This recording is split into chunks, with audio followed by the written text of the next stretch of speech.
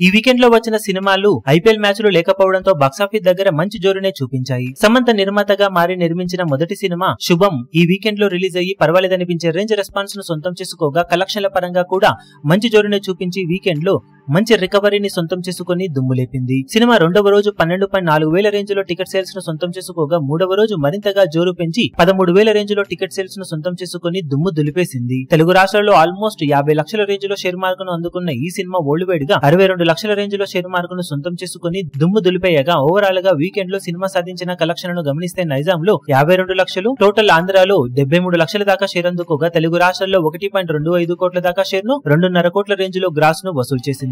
Karnataka, rest of India, overseas లో కలుపుకొని 72 లక్షల రేంజ్ లో షేర్ అందుకున్న ఈ సినిమా టోటల్ వరల్డ్ వైడ్ గా 1.97 కోట్ల దాకా షేర్ ను 4 కోట్ల రేంజ్ దాకా గ్రాస్ ను వసూలు చేసింది. ఓవరాల్ గా సినిమా బాక్సాఫీస్ దగ్గర డీసెంట్ హిట్ అనిపించుకోవాలి అంటే 2.8 కోట్ల రేంజ్ లో షేర్ మార్కును అందుకోవాల్సిన అవసరం ఉంటుంది. సినిమా ఓవరాల్ గా మంచి ట్రెండ్ నే చూపెడుతూ ఉండటంతో వర్కింగ్ డేస్ లో మినిమం హోల్డ్ ను చూపించిన బాక్సాఫీస్ దగ్గర ఓవరాల్ గా బ్రేక్ ఈవెన్ ను దాటేసే అవకాశం ఎంతైనా ఉంటుందని చెప్పాలి. ఇప్పుడు ఈ వీడియో మీకు నచ్చినట్లయితే లైక్ చేయండి, షేర్ చేయండి, ఛానల్ ను సబ్స్క్రైబ్ చేయడం మాత్రం మరవకండి. ఏ చిన్న అప్డేట్ ను మిస్ అవ్వకూడదు అనుకుంటే బెల్ ఐకాన్ ను ప్రెస్ చేయండి.